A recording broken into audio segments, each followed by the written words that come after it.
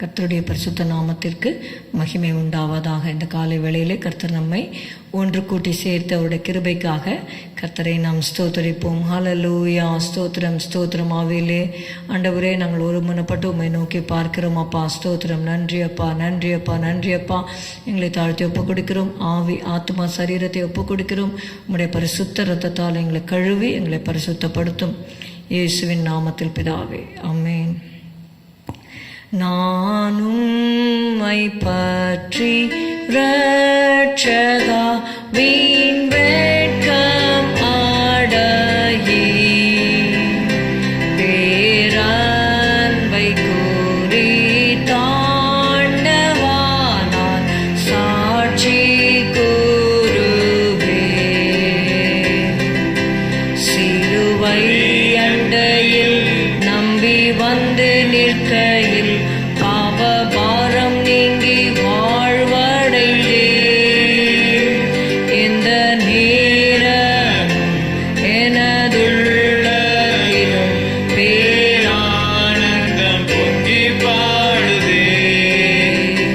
மாவல்ல வாக்கின் உண்மையை கண்டுணர செய்தி நான் ஒப்புவித்த பொருளை விடாமல் காக்கின்றே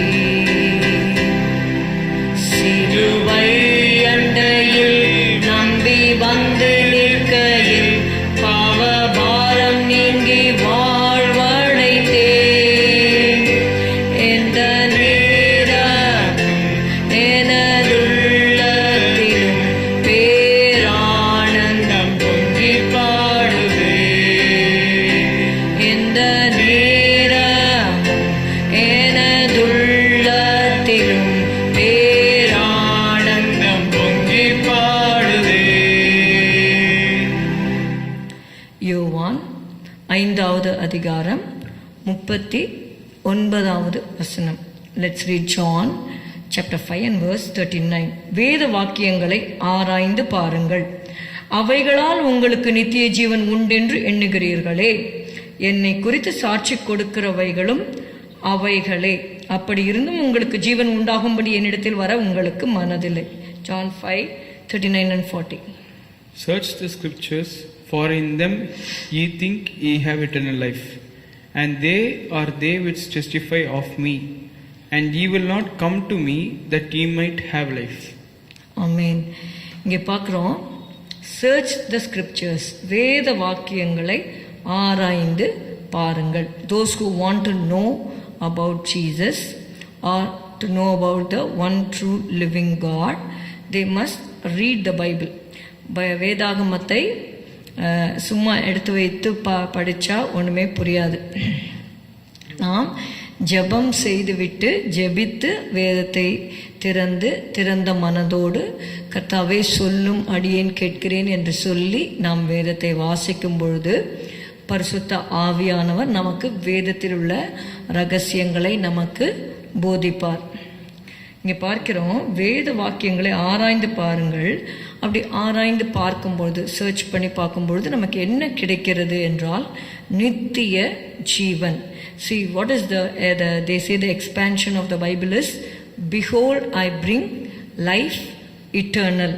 நித்திய ஜீவனை நான் உங்களுக்கு கொடுக்கிறேன் என்று சொல்லி பார்க்கிறோம்.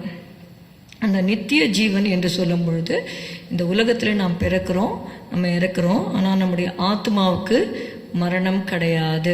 அது நித்தியமாக ஒன்று பரலோகத்துக்கு போகும், இல்லாவிட்டால் நரகத்திற்கு போகும். நம்ம செய்கிற பாவங்கள் அக்கிரமங்கள் நமக்கு மன்னிக்கப்பட்டால் ஒழிய நம்மால் பரலோகத்திற்கு போக முடியாது. அதனாலே தேவன் நம்முடைய பாவங்களை போக்கும் பலியாக, பழுதற்ற பலியாக இயேசுவை இந்த உலகத்திலே அனுப்பி நமக்காக அவர் மரிக்கும்படியாக தம்முடைய ஒரே பேரான குமாரனை இந்த உலகத்திலே தேவன் அனுப்பினார். இது அவருடைய அன்பை குறிக்கிறது.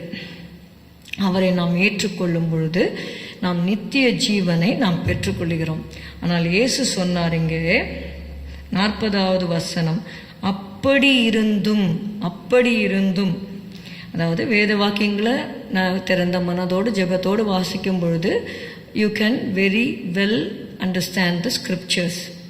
அப்படி இருந்தும் உங்களுக்கு ஜீவன் உண்டாகும்படி என்னிடத்தில் வர உங்களுக்கு மனதில்லை. Many people, even after hearing the truth from the word of God, they don't have the heart or willingness to follow Jesus or to accept Jesus or to walk in his path. அவருடைய வழியில் நடக்கிறதற்கு அவங்களுக்கு மனதில்லாமல் இருக்கிறாங்க. அவங்களுக்கு பாவம்தான் ரொம்ப முக்கியமாக போச்சு.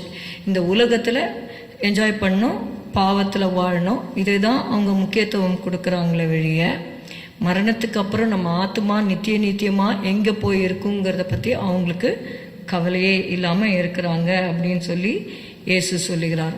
ஆனால் யோவான் 1:12 சொல்லுகிறது, அவருடைய நாமத்தின் மேல் விசுவாசம் உள்ளவர்களாய் அவரை ஏற்றுக்கொண்டவர்கள் எத்தனை பேர்களோ அத்தனை பேர்களும் தேவனுடைய பிள்ளைகளாகும்படி அவர்களுக்கு அதிகாரம் கொடுத்தார். As many as received him, to them gave he authority to become the children of God. Let's read John 1:12. But as many as received him, to them gave he power to become the sons of God, even to them that believe on his name. Amen. அவருடைய நாமத்தின் மேல், இயேசு என்கிற நாமத்திலே அவர் இந்த உலகத்திலே வந்தபடியினாலே, ஏன்னா அவர் பிறக்கச்சேவே அவருக்கு சொன்னாங்க, we are going to celebrate Christmas in this month of December. நீங்கள் பார்த்தீங்கன்னா மத்தேயு 1:21 எழுதப்பட்டிருக்கிறது, அவள் ஒரு குமாரனை பெறுவாள். அந்த குமாரன் எப்படி உண்டாகும் அப்படின்னு நீங்கள் பார்த்தீங்கன்னா 20வது வசனம் கடைசியில், அவளிடத்தில் உற்பத்தியாயிருக்கிறது பரிசுத்த ஆவியினால் உண்டானது. So the birth of Jesus is holy. Okay, then 21வது வசனம், அது பரிசுத்த ஆவியினாலே உண்டானது. அவள் ஒரு குமாரனை பெறுவாள், அவருக்கு இயேசு என்று பெயரிடுவாயாக. மரியாளோ யோசேப்போ அவங்களா ஒரு பேரை செலக்ட் பண்ணி அந்த குழந்தைக்கு அவங்க வைக்கலை. It was a name given to them by the angel of God from heaven. பரலோகத்திலிருந்து ஒரு கர்த்தருடைய தூதனை அனுப்பி இந்த குழந்தைக்கு இயேசுன்னு பேர் வைங்க அப்படின்னு சொல்லிட்டு சொல்லப்பட்டது.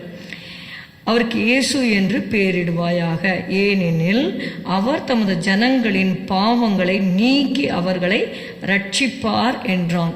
He shall save his people from their sins. இன்னும் பிறக்கவே இல்லை, அந்த குழந்தை இனிமேல் தான் பிறக்க போகிறது. அதுக்குள்ளே அந்த குழந்தையோட பேரை சொல்கிறாங்க, அந்த பேருடைய அர்த்தத்தை சொல்கிறாங்க. என்ன அர்த்தம்? தமது ஜனங்களின் பாவங்களை நீக்கி அவர்களை ரட்சிப்பார். That is the main aim why Jesus came into this world. நம்முடைய பாவத்திலிருந்து நமக்கு விடுதலை கொடுத்து பரலோகத்தில் நித்திய ஜீவனை பெற்றுக்கொள்ளும்படியாக தான் இயேசு இந்த உலகத்திலே வந்தார். அது மாத்திரமல்ல, 23வது வசனம், இதோ ஒரு கன்னிகை கர்ப்பவதியாகி ஒரு குமாரனை பெறுவாள், அவருக்கு இம்மானுவேல் என்று பெயரிடுவார்கள் என்று சொன்னான். இம்மானுவேல் என்பதற்கு தேவன் நம்மோடு இருக்கிறார். இயேசு நானும் உலகத்தின் முடிவு பரிந்தும் சகல நாட்களிலும் உங்களோடு கூட இருக்கிறேன் என்று சொன்னார். நம்ம இந்த உலகத்தில் தனிமையாக இருக்கிறவர்கள் இயேசுவை இந்த உலகத்தில் ஏற்றுக்கொள்ளும் பொழுது இயேசு நிச்சயமாகவே அவர்களோடு இருந்து வழி நடத்த அவர் வல்லமை உள்ளவராக இருக்கிறார். நாம் செபிக்கலாம். ஸ்தோத்திரம் அப்பா, உம்மை துதிக்கிறோம். இன்னும் ஏற்றுக்கொள்ளாதவர்கள் ஆண்டவரே நித்திய ஜீவனை பெறும்படி ஆண்டவரை உம்மிடத்தில் வர மனதில்லாது இருக்கிறவர்கள் கூட கர்த்தாவே மனம் திரும்பி உம்முடைய நாமத்தை விசுவாசிக்க உதவி செய்யும். இயேசுவின் நாமத்தில் பிதாவே, ஆமேன். என் ஆத்துமாவே கர்த்தரை ஸ்தோத்திரி, என் முழு உளமே அவருடைய பரிசுத்த நாமத்தை ஸ்தோத்திரி. என் ஆத்துமாவே கர்த்தரை ஸ்தோத்திரி, கர்த்தர் செய்த சகல உபகாரங்களையும் மறவாதே. Good morning. Have a good day. God bless you.